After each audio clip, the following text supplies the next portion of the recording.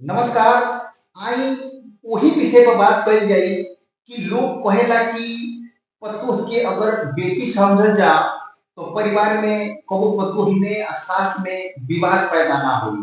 तो सबसे पहले इनसे अगर जान रहल जाओ कि लोग जौन कहेला वो सही हो कि गलत हो। तो तहार उम्र तो 35 साल हो गई, तू बेटियों बन के रहल बाड़ू आ पतोहियो बन के रहल बाड़ू। तो तू एकरी बारे में का कहल चाहत हो कि लोग जौन कहेला कि वो पतोही के बेटी समझल उचित बा, तो का कहल चाहत हो एकरी बारे में?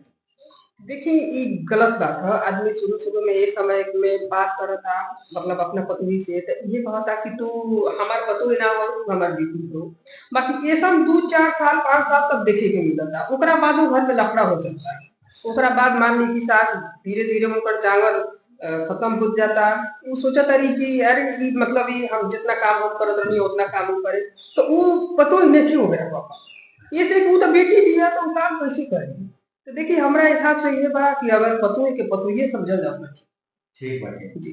मतलब कि तोहरे कहले के मतलब ई बा कि बेटी की जिम्मेदारी में अब पतोही की जिम्मेदारी में जमीन आसमान के अंतर जी, बा। जी, जी। अगर सभे अपनी अपनी बेटी के देख लिहल जाओ कि उ कितना जिम्मेदार बिया।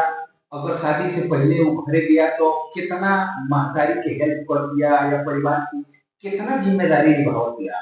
अगर उ बियाह के जब जा दिया अपनी ससुरा, ओहू जब ओके अगर बेटी बना के राखल जा तो कहीं ना कहीं वो जिम्मेदारी ओकरी ऊपर ना आई, ये कहल चाहत हूं। जी, जी। वो जिम्मेदारी ना आई या देखी सबसे कहानी खराब कहाँ हो जाए कि मान ली कि वो घर में एगो बेटी पहले ही से दिया, अगर पतो ही गई ओहू की अगर बेटी अगर समझल जाता तो कहीं ना कहीं देख ली कि अपने घरे जो लड़की क्या महतारी कबो बेकार करे के ना कहले, प्यार दुलार चाहे जो भी कहली ओके काम करे के ना कहले। या मान ली कि जोन पतो ही आई गया ओहू के ऊपर अगर बेटी समझत आई तो अगर ओकरा के काम करे के कहब तो कहीं ना कहीं ओकरी मन में दुख होई कि हमरा के जब बेटी समझल तारी तो वो तो बेटी है या हम बेटी हैं, तो खाली हर बार हमरे से काम करे के कहत तारी, उनकरा से काहे नहीं कहत।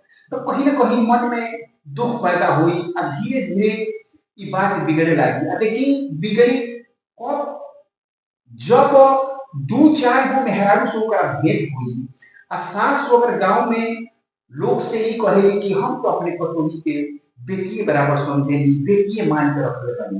तो लोग को पतोही से ई कही कि जाए तो फलानी सास तू बड़ा बढ़िया बोले बारू, एगो महतारी तहार नैहर में रहलो आ एगो महतारी तहार ससुरा में, तो ओ बेरा उ लड़की का कोई इहे ना कही कि कौन बेटी हमारा के समझेली कि वही जे एगो उ बेटी बारी कि उ से कोनो काम करे के नहीं कहत, हमरो के बेटी समझता है तो काहे हमरे से सब काम करते हैं।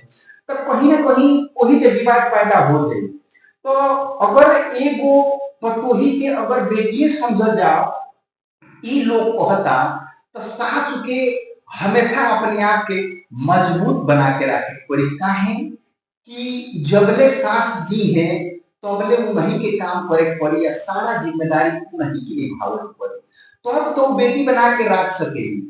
अगर सास बने की कोशिश करी है तो कोई लफड़ा खत्म ना हुई, ये कहल चाहत है।